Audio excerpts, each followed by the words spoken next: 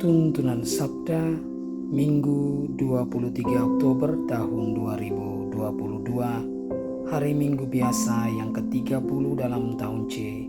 Injil Lukas bab 18 ayat 9 sampai 14. Ayat emas ayat 14. Aku berkata kepadamu, orang ini pulang ke rumahnya sebagai orang yang dibenarkan Allah, dan orang lain itu tidak. Sebab barang siapa meninggikan diri, ia akan direndahkan, dan barang siapa merendahkan diri, ia akan ditinggikan.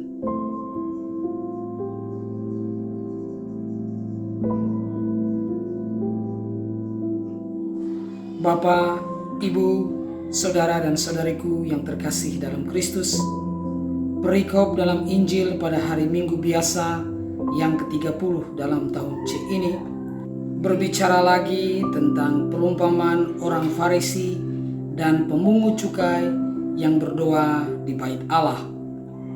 Orang Farisi memang banyak berdoa dan membantu sesamanya, namun itu dilakukan untuk menyombongkan diri dan malah merendahkan sesamanya.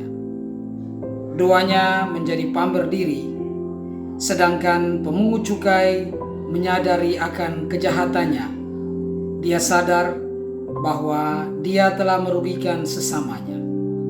Dia tidak mampu berbuat apa-apa lagi, kecuali merasa tidak pantas dan hanya mengandalkan belas kasih Allah. Dalam kebobrokan itu, dia percaya kepada Tuhan. Sikap percaya inilah yang dibenarkan di hadapan Tuhan.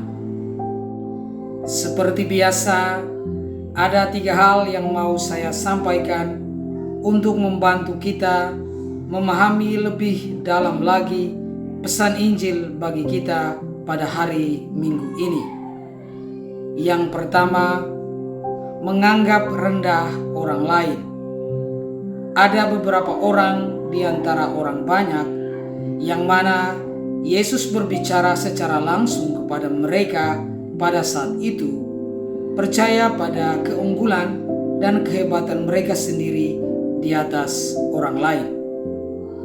Kita semua kadang bersalah atas dosa kesombongan ini juga. Hal ini nampak dalam kebanggaan kita yang berlebihan, termasuk keras kepala, ketidaksabaran, ketidakpercayaan kepada orang lain, ucapan atau pikiran kritis yang berlebihan, atau terlalu berlebihan mengasihani diri kita sendiri. Dalam setiap contoh ini, kita menempatkan kehendak kita di atas kehendak Tuhan.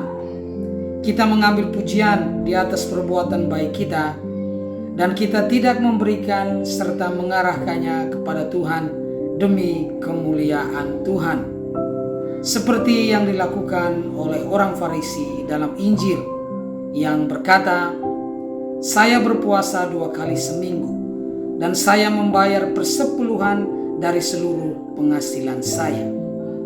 Pokoknya saya yang utama dan yang lain tidak."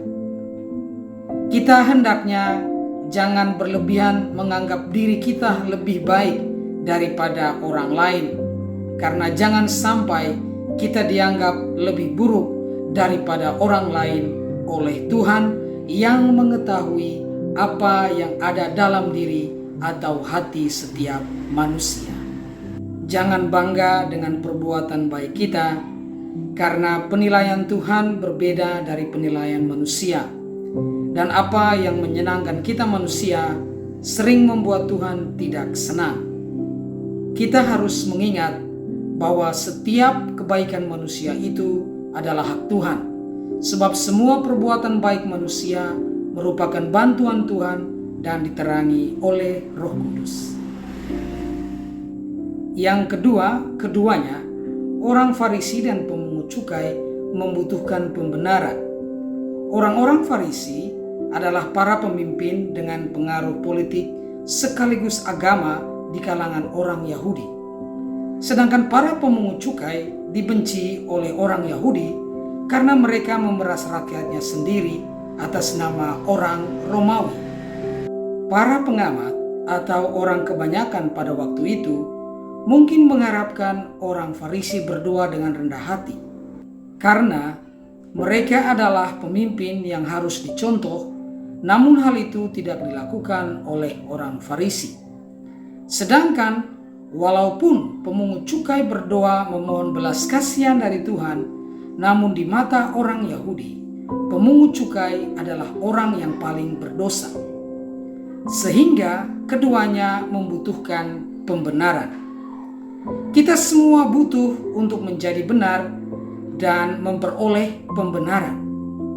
Kita hendaknya mengerti bahwa kita ini sangat diberkati karena kita ini menjadi benar oleh karena sengsara Kristus yang mempersembahkan dirinya di kayu salib sebagai korban yang hidup, kudus, dan berkenan kepada Allah, dan darahnya telah menjadi alat penebusan dosa bagi kita semua.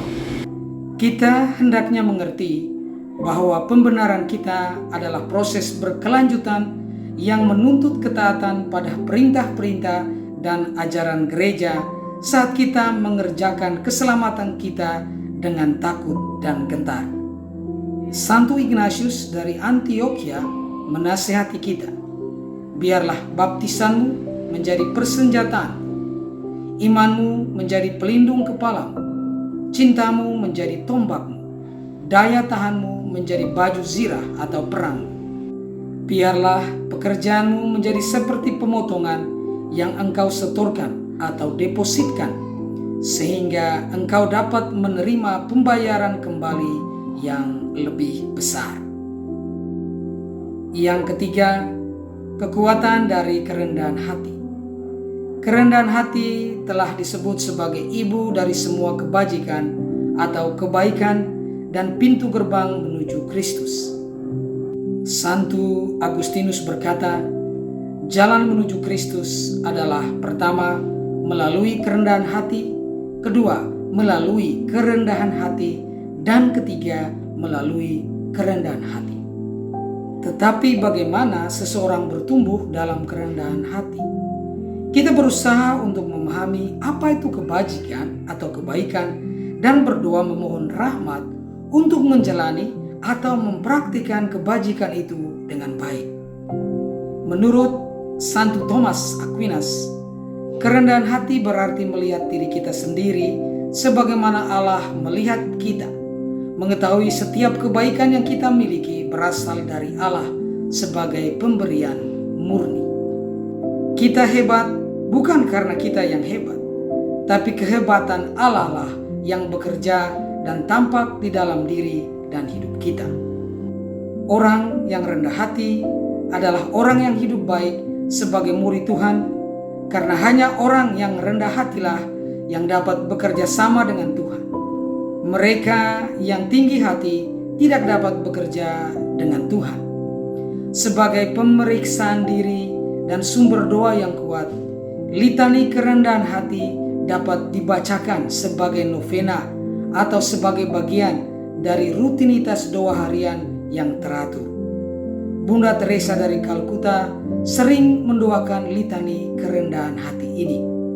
Kita hendaknya mengerti bahwa hati kita yang memiliki kerendahan hati akan ditarik semakin dekat kepada Yesus saat kita bekerja sama dengan kasih karunia-Nya, dan Dia berjanji bahwa orang yang rendah hati akan ditinggikan, akan diangkat suatu hari nanti, dibawa ke surga untuk dipersatukan selamanya dengan Allah Tritunggal Maha Kudus.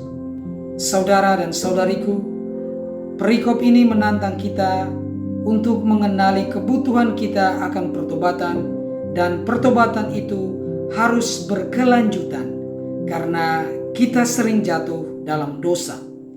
Kita hendaknya makin sadar bahwa dengan bertumbuh dalam kerendahan hati, maka kita akan bertambah lebih dekat dengan Allah Tritunggal Maha Kudus. Mari kita memohon agar Allah membuka mata hati kita, agar kita bisa melihat diri kita seperti Dia melihat kita, dan kita bisa diingatkan bahwa setiap hal baik yang kita miliki datang dari Allah sebagai hadiah yang diberikan secara cuma-cuma kepada kita. Shalom, salam damai sejahtera bagi kita semua dan Tuhan memberkati.